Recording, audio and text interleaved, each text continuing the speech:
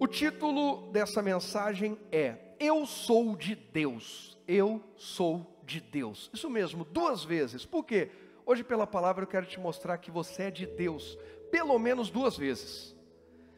Jeremias capítulo 3, eu vou ler o verso 19 e 20 na Nova Versão Transformadora. Se a tua Bíblia é outra versão, eu te convido a acompanhar comigo aqui no telão. Vamos lá.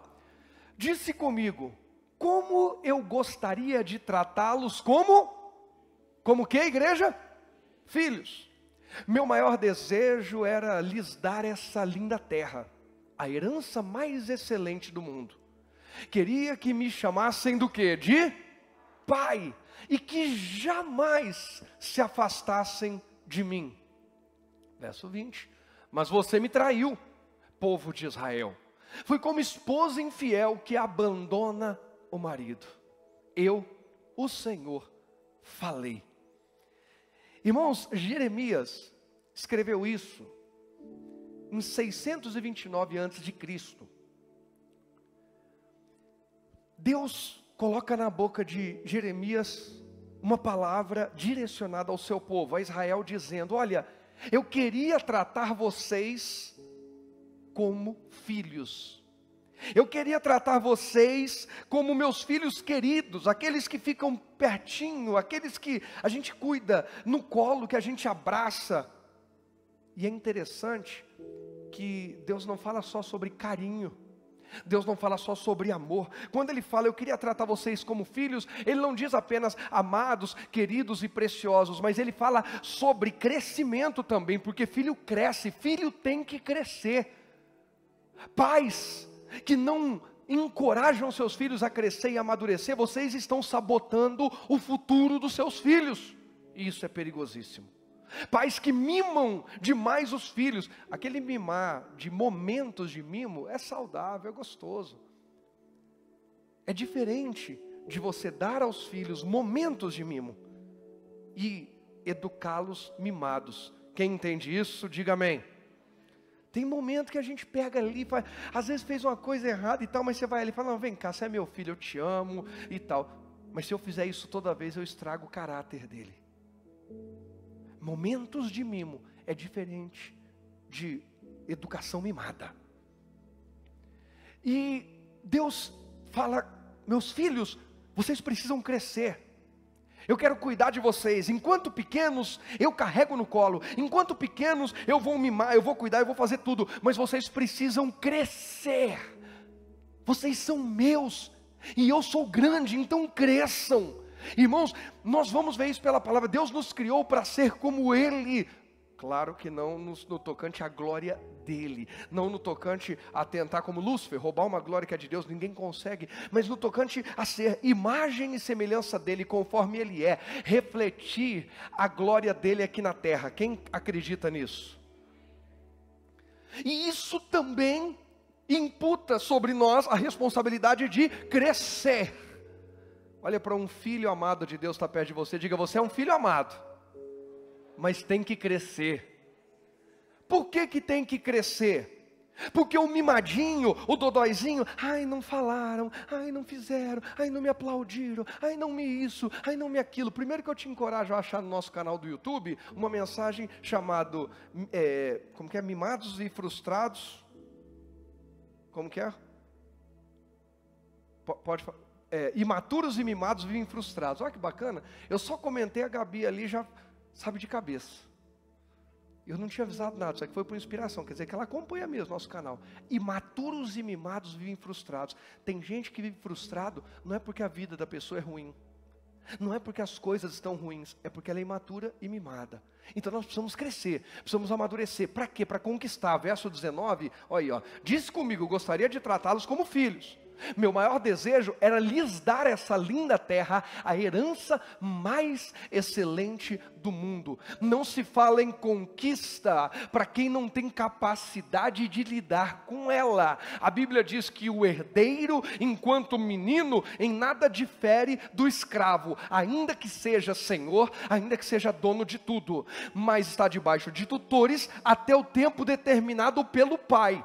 Quando ele cresce, quando ele amadurece, o pai olha e fala assim: agora ele pode assumir. Deus está falando sobre conquista. O que Deus está dizendo? Filhos, eu quero que vocês cresçam, porque eu tenho uma terra de conquista. Qual é? A maior de todas, a eternidade. Essa não depende de nós apenas, mas também depende em que? Aceitar o sacrifício de Jesus, responder à graça de Deus, mas quem faz a obra é Ele. Agora, continuar na presença de Deus depende de nós. Seguir a Cristo, permanecer em Cristo depende de nós. Quem entende isso? Cresça. Não seja mais aquele que está sempre: eu quero atenção, eu quero atenção. É bacana ter atenção, mas seja aquele que diz: eu vou dar atenção. Quem precisa da minha atenção? Ao invés de ser aquele que está sempre assim: eu quero ser amado. É bacana ser amado, mas dê amor, plante amor. O amor vai ser colheita também na tua vida. Deus quer nos colocar numa terra de conquistas. Nós fomos conquistados para Jesus. Sabe o que é agora a nossa vez? De conquistar alguém para Jesus. Você quer ver? E não é errado não.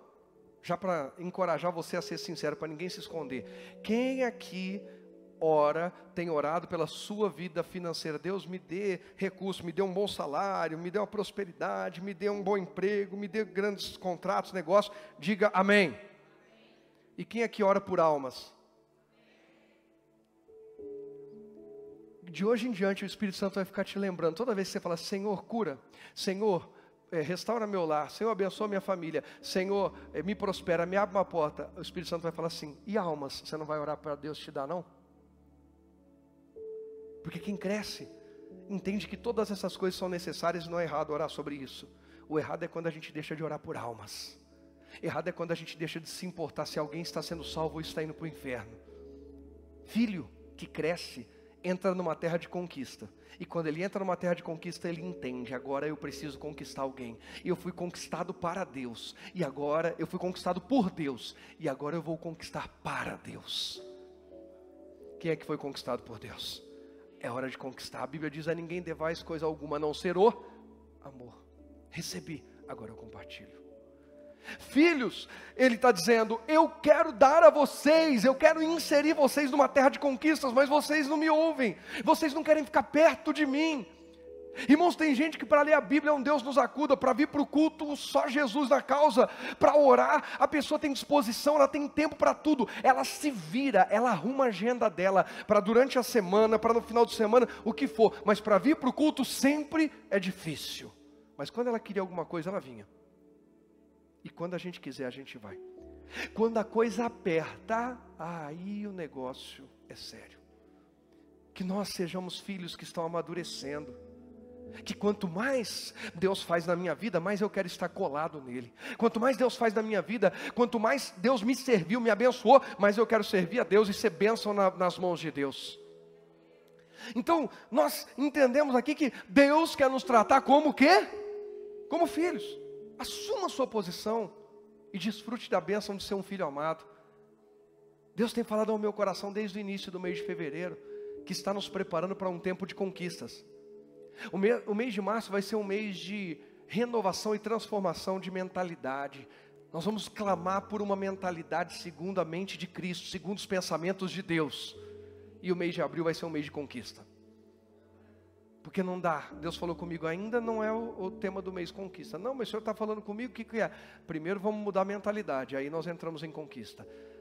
Nós já mergulhamos na intimidade, esse mês buscamos santificação, agora nós vamos preparar essa transformação na mentalidade, para depois entrar em conquista. Por quê? Porque o que você vai conquistar vai ser íntimo de Deus, vai ser santo para Deus, e vai ser segundo os pensamentos de Deus.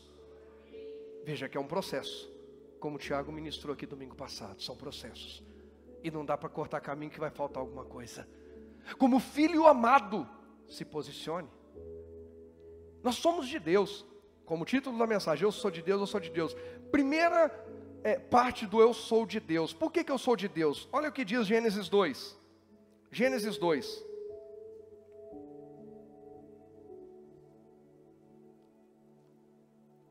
Gênesis 2 eu vou ler na Almeida mesmo, tá? Então você pode pegar aí tranquilo para acompanhar.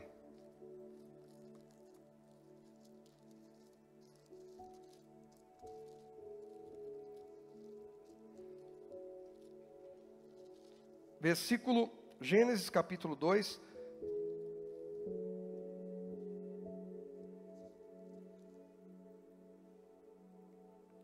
Não, Gênesis 2 não, gente, é Gênesis 1. Perdão, eu anotei errado aqui, é Gênesis 1. Vou até corrigir aqui no meu esboço. Verso 26.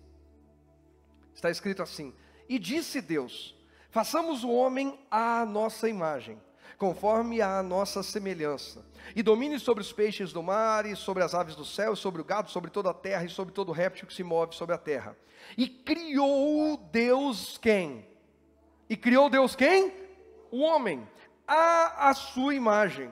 A imagem de Deus o criou, macho e fêmea os criou. E Deus os abençoou, e Deus lhes disse: frutificai e multiplicai-vos, e enchei a terra, e sujeitai-a, e dominai sobre os peixes do mar, e sobre as aves do céu, e sobre todo animal que se move sobre a terra. E disse Deus: eis que vos tenho dado toda a erva que dá semente, que está sobre a face de toda a terra, toda árvore em que há fruto, toda árvore que dá semente, será para mantimento, e todo animal da terra, toda ave dos céus, todo réptil da terra em que há alma vivente, toda a erva verde será para mantimento. E assim foi. E viu Deus tudo quanto tinha feito, e eis que era o quê? Muito bom. E foi à tarde, amanhã, o dia sexto. Tem uma mensagem que eu estou para ministrar aqui sobre a criação do homem. A primeira coisa que Deus dá ao homem quando ele cria é descanso. E depois trabalho. Pastor, como assim? Deus cria o homem em que dia? O que estava escrito aqui? Terminou lá. E foi à tarde e amanhã o quê? E no sétimo dia, o que Deus fez? Então Deus criou o homem e falou: vamos descansar. Ô pastor, eu gostaria, eu podia ser contratado numa empresa e começar pelas férias. Deus está ensinando o homem que não adianta ele sair trabalhando se primeiro ele não estiver em Deus. Deus está ensinando o homem: eu te criei. Antes de você sair nomeando os animais, que você vai ver na sequência o homem nomear os animais. Antes de você dominar sobre tudo que existe, antes de você cultivar, lavrar, multiplicar qualquer coisa, antes, aprenda a descansar em mim, aprenda a descansar comigo, em nome de Jesus. Que essa seja uma semana de eu e você entregarmos toda a nossa confiança, todas as nossas inquietações, aflições, tudo da nossa vida em Deus. Aprenda a descansar nele. Há pessoas que não compreendem isso e vivem a sua vida louca, corre para lá, corre para cá, trabalha, se mata, e acha que é o fruto do seu esforço que vai resolver toda a sua vida. É importante, a gente precisa lutar, trabalhar, mas se o Senhor não edificar a casa, em vão trabalhos que edificam. Se o Senhor não guardar a cidade, em vão vigia a sentinela. Eu preciso aprender a dar prioridade ao reino de Deus. Primeiro reino. Primeiro relacionamento com Deus. Primeiro a minha intimidade com o meu Criador. Primeiro eu falo com Ele. Comece o seu dia falando com Deus e ouvindo a Deus. Comece o seu dia orando. Comece o seu dia com um devocional. Põe um louvor que te inspira, que está falando ao teu coração naquele momento. Leia a Bíblia, faça uma oração. Mas comece aprendendo a aquietar a sua alma e o seu coração em Deus. Depois vai para cima, porque Deus é contigo.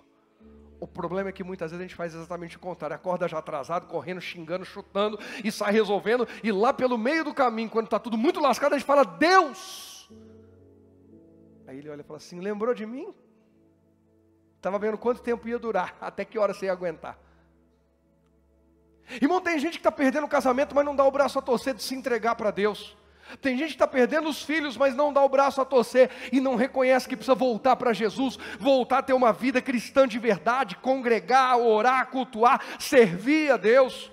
Não é só se servir dele. Deus nos criou para Ele, primeiro para relacionamento. Você pode dizer, diga: Deus me criou, primeiro para Ele, depois para as outras coisas. Diga: primeiro para relacionamento com Ele, depois para conquistas. Lembra? Eu quero tratar vocês como filho e inserir numa terra de conquistas. Primeiro vem se relacionar, filho. Depois vai conquistar. Tem filho aqui? Primeiro se relaciona, depois conquista. Nós entramos esse ano, janeiro, intimidade, relacionamento. Fevereiro, santificação, relacionamento. Março vai ser mudança de mentalidade, relacionamento. Abril a gente vai começar a falar sobre outros níveis de conquista. Porque quem entra na intimidade, quem se santifica e quem muda a sua mentalidade, segundo a palavra e os princípios de Deus, já começou a conquistar. Irmãos, Deus está nos dando um banquete hoje aqui.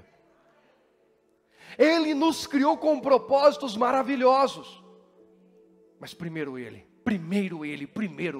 Faz 3 semanas que Deus está falando conosco sobre isso. No domingo retrasado, por inspiração, eu entrei e Deus me deu Mateus 6,33. No domingo passado, o Tiago pregou Mateus 6, não só o 33.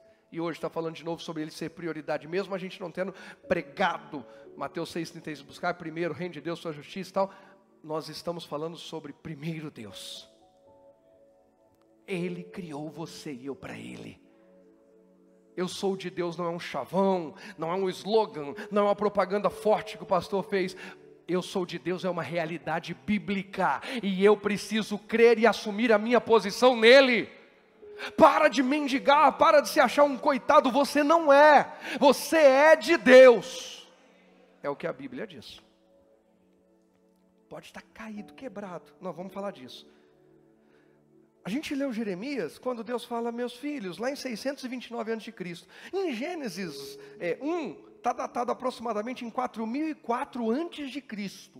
Ou seja, 3.400 anos de diferença. E Deus criou para ele. Passaram 3.400 anos, Deus está dizendo, quero tratar vocês como filhos, não desistir de vocês não. Nós já estamos em 2021 depois de Cristo. Deus está falando, eu quero tratar vocês como filhos, eu não abri mão de vocês. O tempo está passando, mas Deus não muda. Ele continua amando e chamando, vem filho, porque primeiro eu vou me relacionar com você. Primeiro nós vamos nos misturar, eu te abraço, você pega as minhas marcas, eu deixo as minhas digitais em você, eu deixo a minha marca em você, porque o meu DNA já está quando eu te criei. Agora eu quero deixar a minha marca em você, para que onde você passar as pessoas reconheçam que você é meu. Aí alguém vai dizer, mas pastor, como? Olha Deuteronômio 4. Enquanto você vai para Deuteronômio 4, em Gênesis 3 a gente sabe que o homem caiu, pecou. Adão e Eva desobedeceram a Deus, especialmente, acima de tudo, Adão, porque Deus deu ao homem a ordem, né?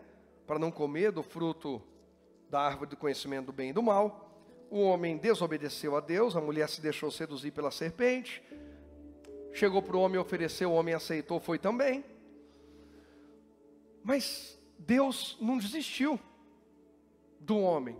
E em Deuteronômio 4, ainda no Velho Testamento, ainda antes de Jesus, antes da graça de Deus, antes do Espírito Santo, em Deuteronômio 4, eu amo esse versículo, aí eu vou ler na Nova Versão Transformadora, o verso 7, está escrito assim, ó: pois que grande nação tem um Deus tão próximo. Perceba que a Bíblia está colocando esse Deus minúsculo, porque não existe outro Deus além do Senhor. Pois que grande nação tem um Deus tão próximo de si, como o Senhor, nosso Deus, está próximo de nós, sempre que o invocamos. Pastor, parece que Deus está longe de mim. Você tem invocado? Pastor, parece que Deus. Vamos entender qual que é o contexto de Deuteronômio 4. Moisés está até triste, chateado, porque ele já ouviu de Deus que ele não vai entrar na terra prometida, que os maiores de 20 anos daquela geração não vão entrar na terra prometida. Moisés tentou até argumentar, mas não conseguiu, não funcionou, não deu certo. E agora, ainda assim, mesmo sabendo que os maiores de 20 anos, por causa da murmuração, por causa da rebelião, por causa de tudo isso, que os maiores de 20 anos não vão entrar, exceto Josué e Caleb, porque neles houve um outro espírito, uma outra visão, ele está ouvindo de Deus o seguinte: ei, se vocês me invocarem, eu venho. Vocês também estão sentindo calor? Está quente, não sei porque a nossa equipe não quer ligar o ar aí, mas eles vão ligar. Eu já fiz sinal, eu já tentei. Hoje eles estão meio, sei lá. Irmãos, nós precisamos invocar Deus. Nós precisamos nos envolver com Deus. Nós precisamos nos entregar. Quando invocamos, Ele vem pertinho. Mas quando a gente deixa de invocar, perceba que o versículo é bem claro.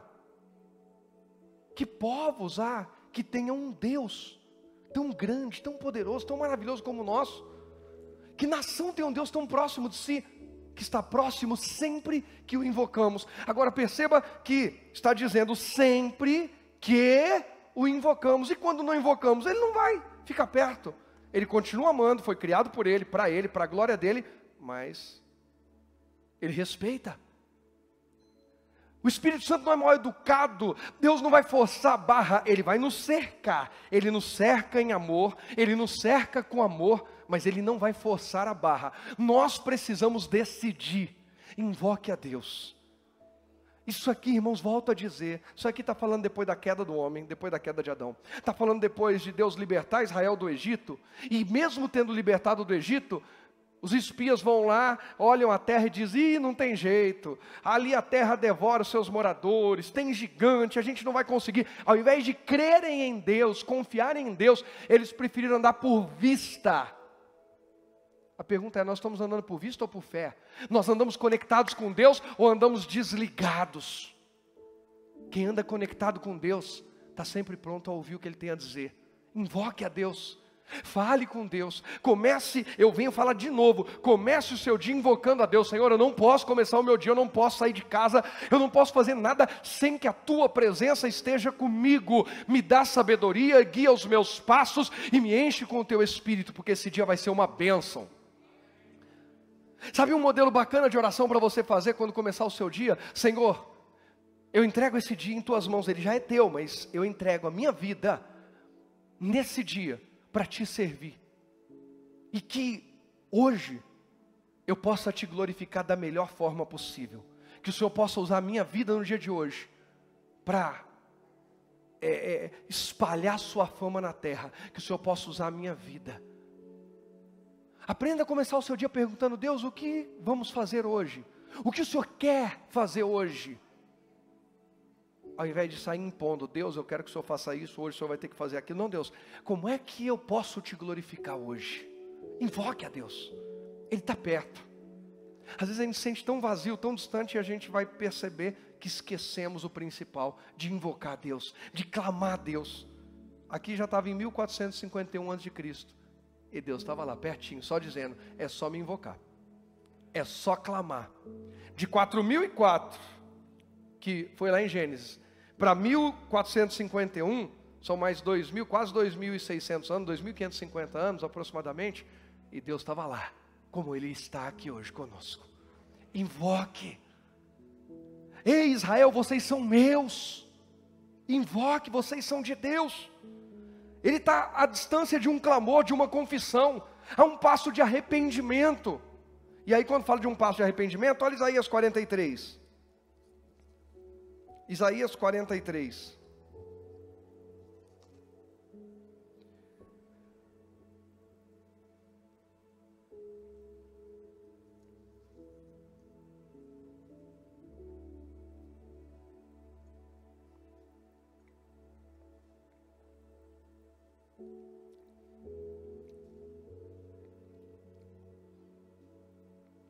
Versículo 1,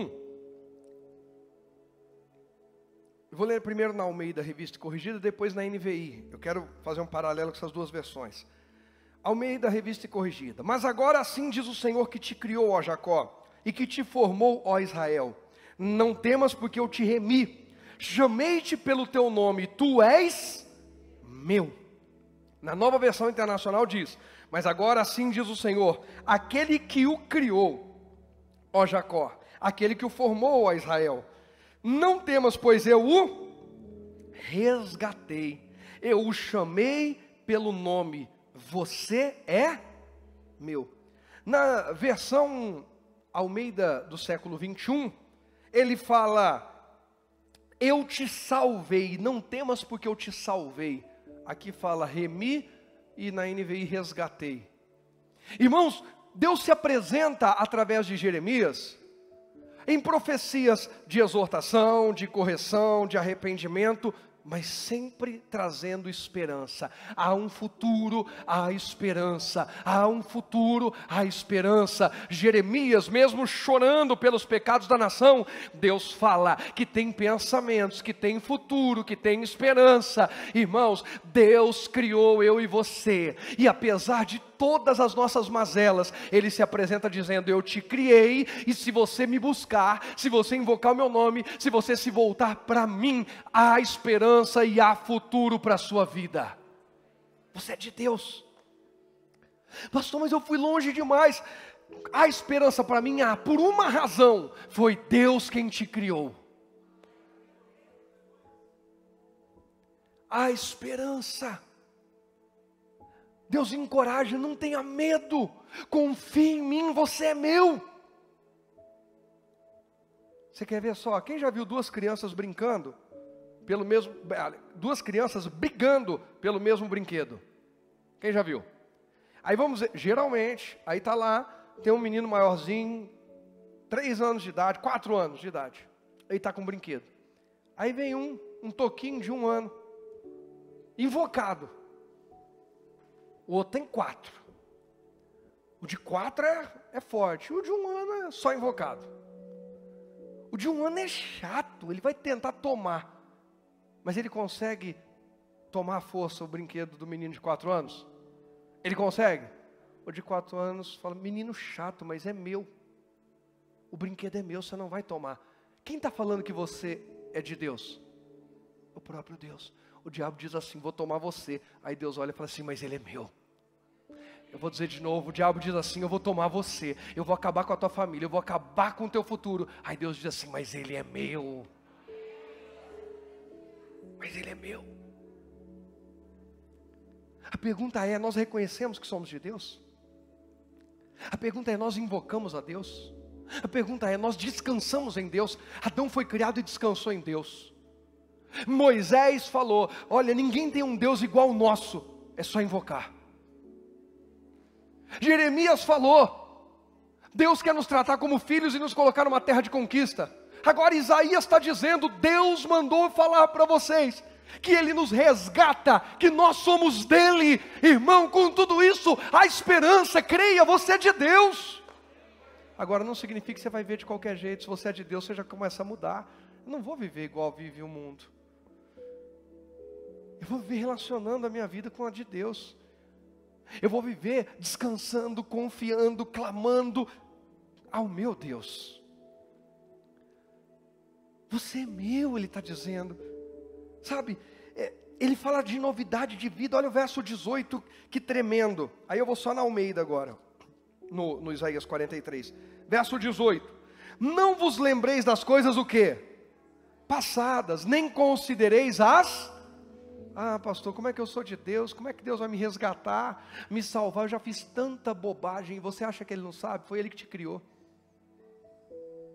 Ele sabe todas as bobagens que nós já fizemos. E tem mais, Ele sabe das bobagens que a gente está planejando fazer na próxima semana. Aí Ele traz a gente, põe diante dessa palavra e diz: ei, para de fazer bobagem, porque você é meu. Você não precisa se entorpecer, se encher de droga, de bebida, de prostituição, de pecado. Você é meu. Paulo entendeu. Paulo falou: Senhor, afasta de mim essa dor, esse espinho na carne, que cada um defende que é uma coisa, mas afasta de mim. E Deus disse para ele: eu te dei uma revelação muito grande, eu preciso balancear as coisas, para você não exaltar, ensoberbecer por causa da revelação que eu te dei. A minha graça é o bastante para você. Essa dor não é maior que a minha graça. Ei, quem aqui tem vivido dias difíceis em alguma área da sua vida? Eu quero te dizer que a graça de Deus é o bastante, é maior do que as dores, aflições dos dias difíceis. A graça de Deus é maior do que as perdas. Quando o Marcelão e a Silmara, no sábado passado, aconteceu essa situação do celular, aquilo me incomodou. Falei: Deus, e fiquei em oração. Falei: Deus, será que a gente se junta aqui a turma e compra um celular para eles? O que nós vamos fazer? Aí hoje, quando eu ouvi o testemunho dele, aí eu falei assim, Deus, às vezes eu quero fazer tudo, eu quero tomar a frente de tudo, quero resolver tudo. e o Senhor me barra, e eu fico sem entender. Deus, por que? Eu queria tentar ajudar, eu queria fazer, por que eu não... Tem hora que eu fico assim, falo, vou ajudar, vou fazer alguma coisa, e aí Deus fala, não, segura. Porque Deus quer que a gente tenha experiências onde a gente menos espera. Às vezes a gente está projetando a solução do nosso problema em determinado lugar, e Deus não deixa a resposta vir de lá. Aí, imaturos que somos, todos nós, a gente se revolta com alguém que podia nos ajudar e não nos ajudou. Quem já passou por isso, diga eu. Até fechei os olhos para não ficar sem graça. Aí Deus diz assim, não, estou provando o quanto você confia em mim, estou provando o quanto você depende de mim, ou enquanto você vai ficar dependendo dos outros, enquanto tua fé vai ser apoiada na vida dos outros. Dependa de mim, confie em mim, que é de mim que vai vir socorro para a tua vida. Aí Deus levanta quem a gente não espera. Aí Deus usa quem a gente não imagina. Aí sabe o que a gente faz? De chato e imaturo somos. Tá vendo? Ninguém quis me ajudar, Deus teve que usar o ímpio. Aí Deus está falando, ô criança, eu fiz isso de propósito para mostrar que eu movo quem eu quero, que eu estou no controle de tudo. E só vou fazer a próxima quando você reconhecer isso. Porque enquanto você ficar murmurando, não tem nova conquista. Perceba que a gente pode ressignificar algumas coisas na vida, ao invés de ficar lamentando porque que alguém não fez, a gente olha para Deus e agradece porque Deus levantou alguém para fazer. Nós fomos criados por Ele, irmão, Ele sempre vai fazer. Creia, se abra. Ele disse, eu quero fazer uma coisa, o quê? Uma coisa nova, novidade de vida. Mas a sequência do texto, verso 19. Eis que farei uma coisa nova, e agora sairá a luz. Porventura não a sabereis? Eis que porei um caminho no deserto e rios no ermo. Os animais do campo me servirão, os dragões, filhos dos avestruz. Porque porei águas no deserto e rios no ermo, para dar de beber ao meu povo, ao meu eleito. Esse povo que formei, para quem? Para mim, para que me desse louvor. Você foi criado por Deus, você é de Deus. Mas foi criado para dar louvor a Deus. Cada passo, cada decisão, cada conversa, cada aliança, cada sonho, projeto, empreendimento, tudo que a gente vai fazer tem que ser para dar louvor a Deus. Hoje faça uma lista, por favor, isso aqui é inspiração. Vai uma dica aqui. Hoje faça uma lista sobre as suas motivações de vida. Como assim, pastor? Pega um caderninho, dá uma resetada. Senhor, me ajuda aqui. Bom, peraí. Primeira motivação de vida, sustentar minha casa. Segunda motivação de vida, dar orgulho para meus pais, ou para meus filhos, ou para minha esposa, ou para meu marido, ou para não sei quem. Motivação de vida, eu quero esfregar na cara dos outros aquilo que eu não sei o que. Escreve. Mas tenha coragem de escrever tudo. As coisas ruins, escreve também, escreve. As coisas ruins, você vai fingir que não existe? O que você vai fazer? Quando você entender que terminou, eu vivo para isso aqui, eu vivo para ter um diploma para mostrar porque falaram que eu não ia conseguir, e eu vou conseguir só para mostrar, e tudo. Aí você pega e passa todas as suas motivações de vida pelo crivo de Isaías 43, 21. Eu prego o evangelho para ser reconhecido. Eu canto na igreja, eu toco para aparecer, o pessoal precisa me ver. Passa tudo no crivo de Deus. De Isaías 43, 21. Esse povo que formei para mim, para que me desse. Aí pegou a listinha ali. Quero ter um carro novo, para a glória de Deus, porque eu quero servir o reino, quero servir o meu próximo, quero dar um conforto à minha família. Isso aqui passou, para glória. Eu quero ter uma casa nova, para quê? Para chamar meu cunhado chato, fazer um churrasco, esfregar na cara dele, que minha casa tem piscina. Isso dá louvor a Deus? Então ou você vai ressignificar a motivação, ou você risca isso da tua lista. Tem coragem? Quem falou amém, Deus ouviu. Faça isso. Para o seu bem. Para o seu bem. Mas seja sincero. Faz a lista mesmo. Não, isso aqui eu quero fazer só porque falaram que eu não podia. Bacana, é até uma motivação bonita. A gente assiste filme. Por que você quer tanto isso? Porque falaram que eu não conseguiria. Quem assistiu Homens de Honra, para mim, é um dos filmes mais impactantes da história. Quem não assistiu tem que assistir. Homens de Honra é o filme. Mas nós precisamos ressignificar as nossas motivações. Eu fui criado por Deus.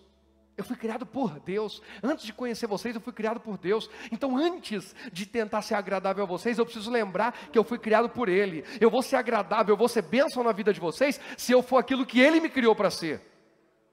Tem gente que é muito legal, muito bacana, que tem jeito. Irmãos, eu vou falar uma coisa aqui. E eu vou contrabalancear, eu vou falar os dois lados para ninguém entender mal. Todo impostor é carismático. Escreve isso. Todo impostor é carismático, mas nem todo carismático é impostor. Falei a segunda parte para não pensar, o senhor está falando que a pessoa carismática é uma impostora? Não. Todo impostor é carismático, mas nem todo carismático é impostor. Como assim, pastor? Se a pessoa não fosse carismática, ela não enganaria ninguém. Se a pessoa não tivesse um carisma, uma lábia, ninguém seguiria. Todo impostor é carismático, de alguma forma ele inspira, de alguma forma ele é legal, ele é bacana, ele faz o que o outro não faz, ele fala de um jeito que o outro não fala, ele agita a gente do jeito que o outro não agita, mas você precisa saber qual que é a essência dele. Para saber se é impostor ou não, qual é a essência? Ah, pastor, como que eu vou conhecer a alma das pessoas? Jesus disse que toda árvore é conhecida pelos seus. O que ele faz? Dá fruto para a glória de Deus? Analise. Às vezes a gente está se inspirando numa pessoa que não tem fruto. E a gente está vivendo de aparência, igual aquela figueira que Jesus amaldiçoou à beira do caminho. Ela tinha aparência, ela tinha flores, ela tinha folhas, e isso dava a entender que embaixo da folha e flor tinha figo. Não era tempo de figo, mas ela foi impostora, ela fingiu ter o que ela não tinha. Ela fingiu ser quem ela não era. Cuidado, para não tentar ser quem você não é. Você foi criado por Deus com uma identidade. Você não precisa ser igual a mim, você não precisa pregar igual a mim, você não precisa tocar, cantar igual a alguém. Você precisa ser quem Deus te criou para ser, para a glória de Deus. No corpo de Cristo a gente precisa de unidade, mas essa unidade se forma pela diversidade. Alguém tem a facilidade de fazer algo que eu não tenho, e eu tenho uma outra facilidade. Essa diversidade somada na mesma visão, não divididos, não gente rachando, na unidade é que constrói o corpo de Cristo. Quem entende isso? Unidade, mas respeitando a diversidade, dentro da palavra sempre, sempre. Tanto a unidade quanto a diversidade, criados por Deus. O que consegue nos unir sendo nós tão diferentes? Nós fomos criados e para a glória de Deus. Você pode dizer, eu fui criado para a glória de Deus. Vamos lá, verso 22, está claro até aqui? Contudo, aí Deus vai reclamar agora. Aí alguém vai dizer, estava indo tão bem, né, pastor? Estava, mas a gente fez bobagem. Contudo, tu não me invocaste. Lembra de Deuteronômio 4:7? Deus está perto de quem? Invoca, toda vez que invoca. Agora Deus está dizendo, eu criei para vocês me adorarem, me glorificarem, meu louvor, mas vocês não me invocam. Contudo, tu não me invocaste a mim, ó Jacó, mas te cansaste de mim, ó Israel. Vamos para a igreja, eu estou cansado de ir para a igreja. Vamos orar, estou cansado do negócio de orar. Vai ter evangelismo, cansado do negócio, todo sábado tem que evangelizar. Estou cansado do negócio de ter oração das 5. Estou cansado do negócio de reunião do não sei do que. Estou cansado de ensaio do louvor terça-feira. Estou cansado. De Deus, de servir a Deus. De viver para a glória de Deus. Quando a gente quer uma coisa, irmãos. Eu já vi gente cruzar a cidade. Nunca vou me esquecer. Em Mauá. Já vi aqui coisas parecidas. Gente que atravessava tudo que é canto para chegar para um culto de semana. Depois nunca mais apareceu. A vida ficou mais confortável, mas a pessoa ficou acomodada. E finge que não é com ela. Está tentando se enganar. Entregou para Deus algo intenso porque queria receber algo. Recebeu, largou mão. Eu me lembro que no começo do meu ministério, uma vez eu vi algo em Mauá que me impactou. Tinha uma greve de ônibus. E a greve de ônibus foi bem na semana, no dia que era uma campanha muito especial na igreja, encerramento de um propósito, uma campanha. Culto da noite, começava às 7h30, acabava às 9h30, 9:45. Nós imaginamos, vai faltar muita gente hoje, boa parte ou maioria do povo que vem de ônibus. Irmãos, quando deu umas 7 e pouco, você olhava assim, ó, era muita gente chegando, muita. Gente que andou 2, 3, 4, 5, 10 quilômetros para vir. E a mesma coisa para voltar para casa. Mas não perdeu aquele culto. Quando a gente quer, Quando a gente entende a importância, a gente arruma um horário, um momento para poder orar. A gente arruma um momento para ler Bíblia. A gente arruma um momento para interceder por alguém, para fazer uma visita e levar a palavra, para ir para o culto. A gente dá um jeito quando é importante. Agora a pergunta é, nós entendemos a importância do nosso relacionamento com Deus? De servir a Ele? Ou nós cansamos? Aquele povo não mediu distância, mesmo sabendo que seria cansativo fisicamente. A Bíblia diz em Isaías 40, 31, eu amo esse versículo. Mas os que esperam no Senhor, o quê? Renovarão as suas forças. Tem gente que vive acabado. E diz, não fui para a igreja porque estava muito cansado. Esqueceu que é em Deus que há renovo. Não é na sua capacidade natural. Quem espera em Deus é renovado por Deus. Onde está a sua esperança? Onde está a sua e a minha expectativa? É dali que vai vir o renovo. Não, minha expectativa é de um suplemento vitamínico que eu tomo. Bacana, ele vai te dar saúde, isso é bacana. Faça isso. Se alimente bem. Mas a pergunta é, e a sua alma espera onde, em quem? Espere em Deus. Espere. O salmista disse, espero a minha alma em Deus, pois eu ainda o louvarei. Quem espera em Deus ainda vai testemunhar, ainda vai glorificar. Mas quem está cansado demais para esperar em Deus, vai continuar cansado demais, dando as mesmas desculpas. Escolhe tua vida, você foi criado por Deus e para Deus, amém? Vamos seguir, verso 23. Não me trouxeste o gado miúdo dos teus holocaustos, nem me honraste com os teus sacrifícios.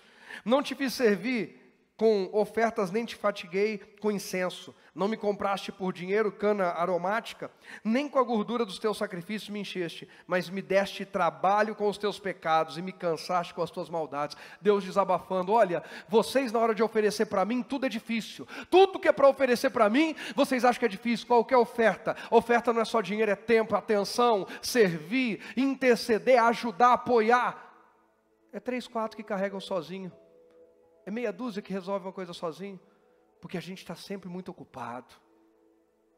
Só que quando os nossos pecados estão nos afogando, a gente diz, Deus perdoa. Quando o casamento está acabando, Deus salva, restaura. Quando está doente, Deus cura. A gente está sempre levando as buchas para Deus, os BOs para Deus.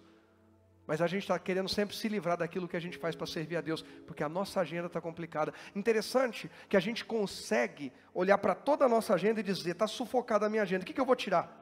O que eu sirvo na obra de Deus. Engraçado que a gente não consegue enxergar, a gente fica tão cego espiritualmente, que a gente não consegue enxergar outras alternativas. A única é a obra. Será que é o Espírito Santo que está inspirando mesmo?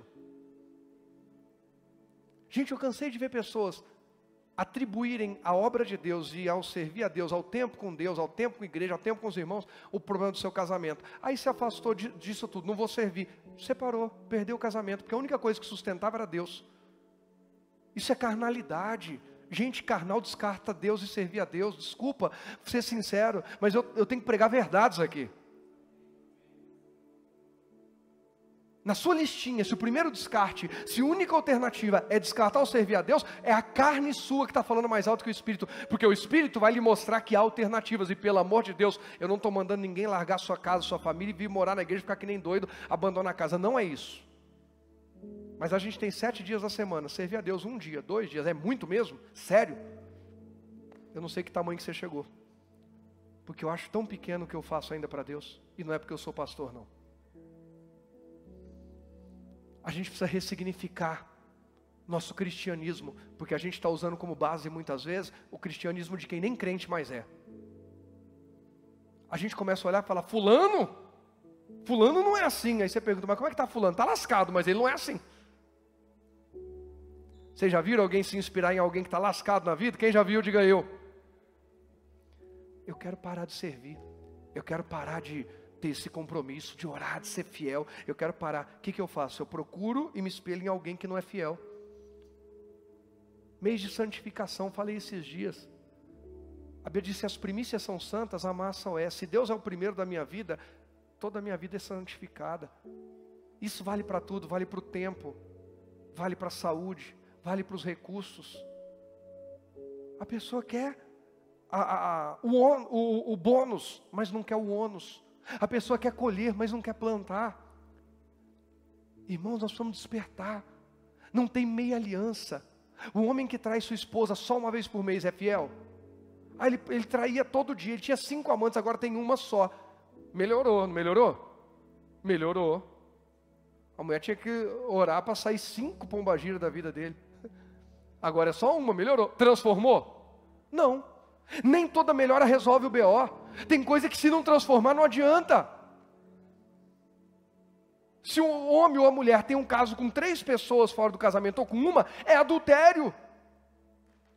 Não dá para ficar fingindo que a gente está servindo a Deus e ficar pondo o servir a Deus no conta-gotas. Tem gente para servir a Deus é conta-gotas. E fica medindo cada gotinha que cai. Mas para si mesmo, enxurrada, abre as comportas do mundo, porque não é do céu. Que hoje Deus venha abrir os nossos olhos, nós somos criados por Deus. Você não foi criado para ser o mais bonito do bairro. Você pode ser o mais bonito do bairro, mas você foi criado para a glória de Deus.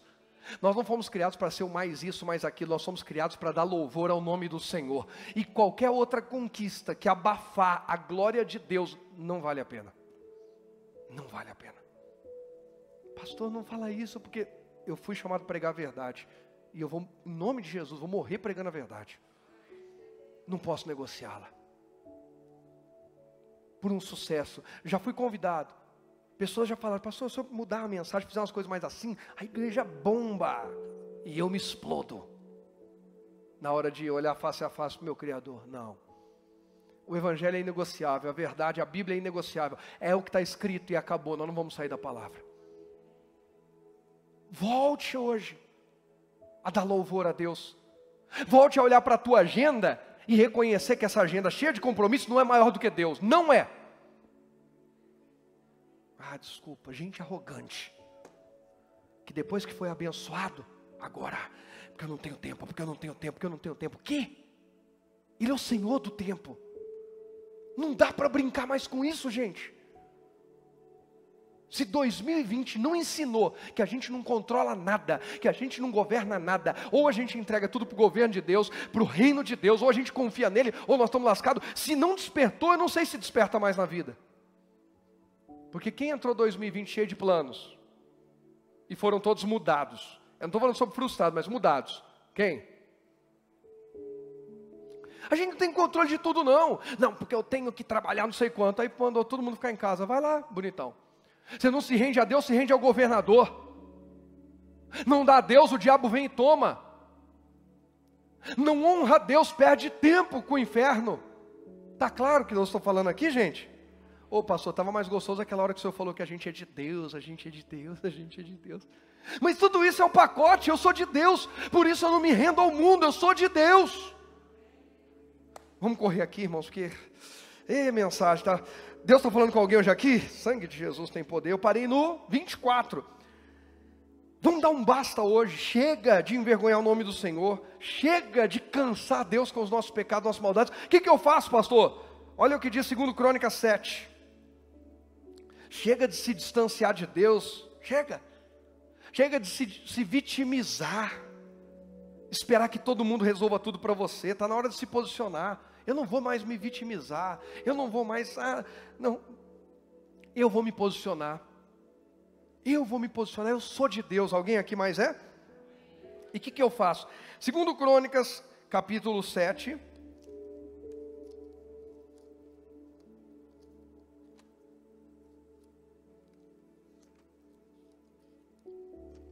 Verso 13 ao 15. Deus está dizendo aqui, 2 Crônicas 7, verso 13.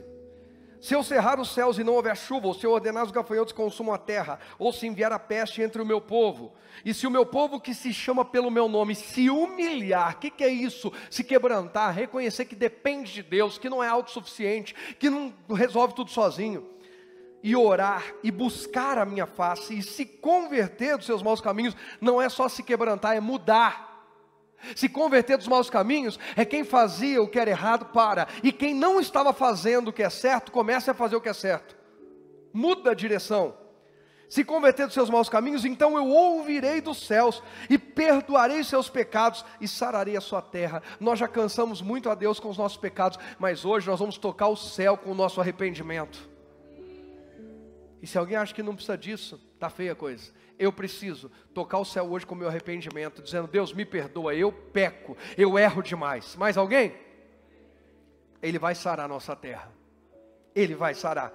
Aí ele diz, verso 15: agora estão abertos meus olhos e atentos os meus ouvidos à oração deste lugar. Deus quer ouvir a tua oração porque Ele te criou, você é de Deus. O pecado separou, o pecado rachou, o pecado fez a gente aborrecer e cansar Deus. Mas a nossa oração, o nosso quebrantamento, a nossa humildade, a nossa entrega a Ele, faz os olhos dele se abrirem, os ouvidos, e ficar atento à oração que nós fazemos hoje aqui. Chega, hoje é dia de dar um basta. Hoje eu vou buscar Deus. Eu vou mudar a minha vida, eu vou para cima. Volta em Isaías 43. Isaías 43, vamos lá. Verso 25, olha essa profecia linda. A gente leu até o 24, Deus cansado com as maldades. Agora o verso 25, eu mesmo sou o que apago as tuas transgressões. Por amor de quem? De mim. E dos teus pecados me não lembro. Deus está dizendo: ei, eu resolvo isso. Vocês não conseguem, irmão, alguém consegue mudar a sua vida por completo? Alguém consegue se tornar bom bastante para Deus? Mas ele diz: eu faço. Isaías profetizou isso em 712 antes de Cristo. Mas isso se cumpriu. João capítulo 1, vamos lá. Essa profecia já se cumpriu. Alguém crê nisso? Pode dar glória a Deus aí. 740 anos depois, aproximadamente, se cumpriu isso. Jesus nasceu, deu a vida por nós. Em João 1, verso 12... que agora eu vou acelerar aqui para a gente finalizar, está escrito assim, ó, João 1,12. Mas a todos, não vamos ler o 11 também, sempre para dar um entendimento, 11. Veio para o que era seu, e os seus não o receberam. Mas a todos quantos o receberam, deu-lhes o poder de serem o quê? Feitos filhos de Deus, aos que creem no seu nome. Aos quais não nasceram do sangue, nem da vontade da carne. A carne não quer. A sua carne está dizendo que você não pode, que não dá. Mas hoje você vai decidir de quem você é. A sua carne diz que não cabe Deus na tua agenda. No teu dia a dia, orações, vir para o culto, servir, diz que não dá. Que você é muito comprometido, que a tua família está sendo prejudicada por servir a Deus, que os teus negócios. O Espírito Santo dá discernimento e equilíbrio.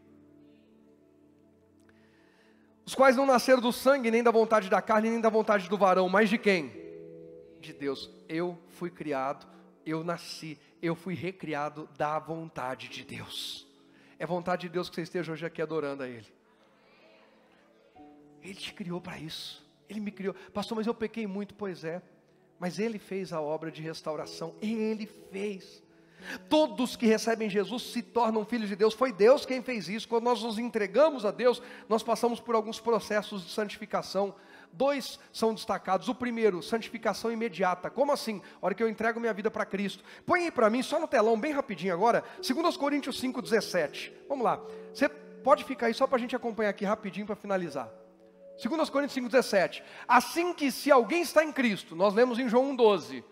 Veio... no 11 veio para que seu, que era seu não recebeu, mas a todos quantos receberam, deu-lhes o poder de serem feitos filhos de quem? De Deus. Quem aqui já recebeu Jesus? Então isso aqui é para você. Assim que se alguém está em Cristo, nova criatura não vai se tornar um dia, Deus é para mim hoje, agora. Deus é para você agora, hoje aqui, irmão. Não, Deus olha e fala assim: vou dar um jeito neles até o final desse ano, vou dando uma melhorada, vou dando enguaribada. Não, Deus entra na nossa vida e a nossa estrutura espiritual e eterna muda na hora. As outras coisas vão começando a acontecer passo a passo. Nosso temperamento, essas coisas a gente vai sujeitando a Cristo, mas a nossa estrutura espiritual, nosso destino eterno, aceitou Jesus, já mudou. Amém? Nova criatura as coisas velhas já passaram, eis que tudo se fez o que, irmãos? Novo. Nós somos criados por Deus. Em Gênesis 1 nós vimos isso, a sua imagem e semelhança. Em Gênesis 3 perdemos o contato, ficamos feios. Em João 1, e também aqui confirmando corroborando em 2 Coríntios 5. Fala que quando a gente entrega a vida para Jesus, tudo é feito novo. As coisas velhas passaram. Eu fui criado por Deus, caí, fiquei longe, me perdi. Quem aqui se perdeu no mundo? Diga eu. Deus falou assim, mas eu vou resgatar vocês e vou apagar esse passado de perdição. Ele nos santifica. Ele nos santifica. E Ele faz isso. 1 Coríntios 1, eles vão colocar aqui rapidinho, 30 e 31. Eles já têm todas as referências aí. Mas vós sois dele. Nós somos de quem? De Deus. Em Jesus Cristo. Fora de Jesus ninguém é de Deus. Não tem esse negócio de toda religião é boa. Caramba, Jesus é bom. É só Jesus que liga alguém a Deus. Ninguém é ligado ao Pai a não ser pelo Filho. Não tem outro jeito. Não dá para ficar... O pessoal está fazendo uma média, humanizando o Evangelho para agregar pessoas. Não adianta eu agregar pessoas aqui na terra e não conduzi-las ao céu. Eu só vou trazer mais peso e cobrança sobre mim. O que eu preciso é anunciar o reino de Deus para todo mundo que eu conseguir. É através de Jesus, não tem outro jeito. Mas vós sois dele em Jesus Cristo, o qual para nós, o qual para quem? Para nós, irmão, olha quanto você é amado. Para nós foi feito por Deus sabedoria e justiça e santificação e redenção. Pastor, eu não consigo me santificar, mas Jesus foi feito santificação por mim e por você. Olha o 31. Para que, como está escrito, aquele que se glorie-se no Senhor. Ninguém é bom pra caramba, ninguém é santo pra caramba, ninguém é sábio demais. Deus é em nós, é para a glória dEle. Quer ouvir mais? Põe Gálatas 2:20 para mim, por favor. Gálatas 2:20. Já estou, Paulo fala, crucificado com Cristo, já entreguei, é a nossa parte. E vivo, não mais eu, mas Cristo vive. A pergunta é, Cristo vive em você?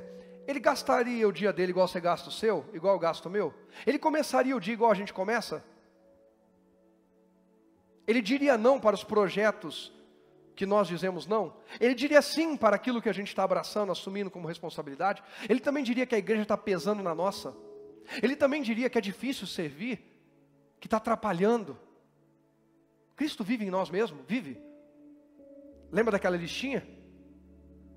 Segundo versículo que você vai pôr de frente com aquela listinha é Gálatas.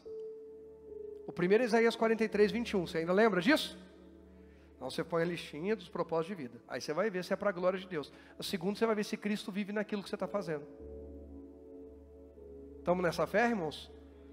Vocês estão felizes ainda? Glória a Deus. Mas Cristo vive em mim. E a vida que agora vivo na carne, essa vida natural, vivo na fé do Filho de Deus, não tem outra razão, o qual me amou e se entregou a si mesmo por mim. Olha que amor tremendo é esse. Eu sou de Deus, eu sou de Deus. Alguém mais? Diga isso, diga eu sou de Deus. Ele foi feito santificação por nós. Jesus, anota essa frase aqui que Deus me inspirou, eu amei. Jesus é o investimento que Deus fez para nos salvar e santificar. Semente de Deus plantada por nós. Jesus é o investimento que Deus fez. Deus investiu o próprio Filho para nos salvar, e não só salvar, santificar. Ele é semente de Deus plantada por amor a nós. Isso é muito sério. Jesus vive, Ele é santificação, se entregou à morte por nós. E aí eu termino com 2 versículos. O versículo mais conhecido da Bíblia, João 3,16, verso-chave. Porque Deus amou o mundo de tal maneira que deu o seu Filho unigênito, para que todo aquele que nele crê não pereça, mas tenha o quê? Eu sou de Deus, por quê? Porque em Gênesis 1 Deus me criou, mas eu sou de Deus de novo, por quê? Porque em João 3 diz que Deus amou a minha vida, amou o Rogério de tal maneira que deu o próprio Filho para me salvar das minhas perdas. Sou de Deus. Põe aí Colossenses para a gente finalizar. Havendo riscado a cédula que era contra nós nas suas ordenanças, a qual de alguma maneira nos era contrária, e atirou do meio de nós, cravando-a na cruz. Sabe o que ele fez? Ele falou, eles têm uma dívida, eu pago. Vou dizer de novo, Deus falou assim, o diabo falou, eles têm uma dívida, agora eles são meus. Isaías profetizou, lembra de Isaías? Tu és meu, eu te chamei pelo nome, eu te remi, eu te resgatei, eu te salvei. Jesus foi lá e cumpriu a profecia. Havendo riscado a cédula que era contra nós, ele pagou a dívida. Ele pagou a dívida. Eu sou de Deus porque Deus me criou, mas eu sou de Deus porque Deus pagou a minha dívida. Presta atenção que eu vou terminar com uma história. Um pai fez para o seu filho um barquinho, muito chique, de madeira, e pintou e colocou todas aquelas coisas, um barquinho para brincar mesmo no rio, na represa. E aí foi arrumando e tal, e aquele pai caprichoso, cada detalhe, e pôs velas no barquinho, isso e aquilo e tal, e colocou as iniciais.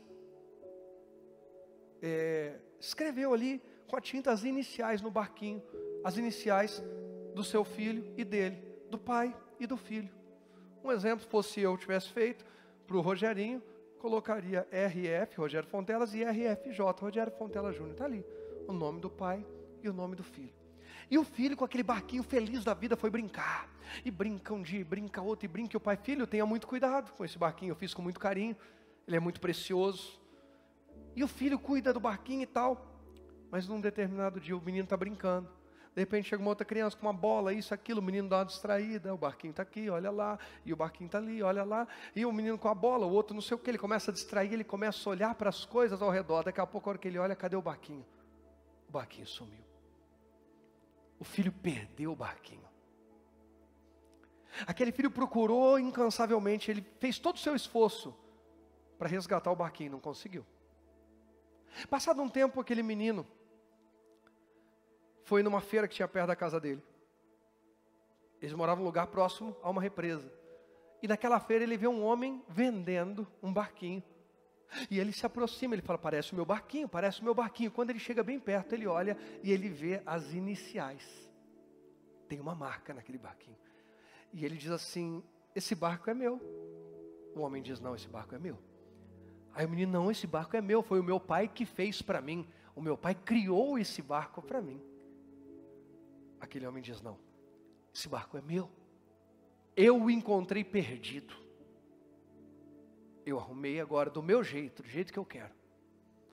E agora ele me serve. Eu estou vendendo. O menino, não, ele é meu, me devolve.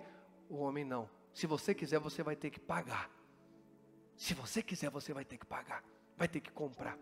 E muita conversa e não adiantou. Aquele menino feliz por ter achado o barquinho, mas triste por não ter conseguido reavê-lo, pela sua capacidade, ele vai e corre em casa. Pai, achei o barquinho, pai, achei o barquinho, pai. Que bacana, filho. E onde está? Está lá, o homem está vendendo ele lá na feira.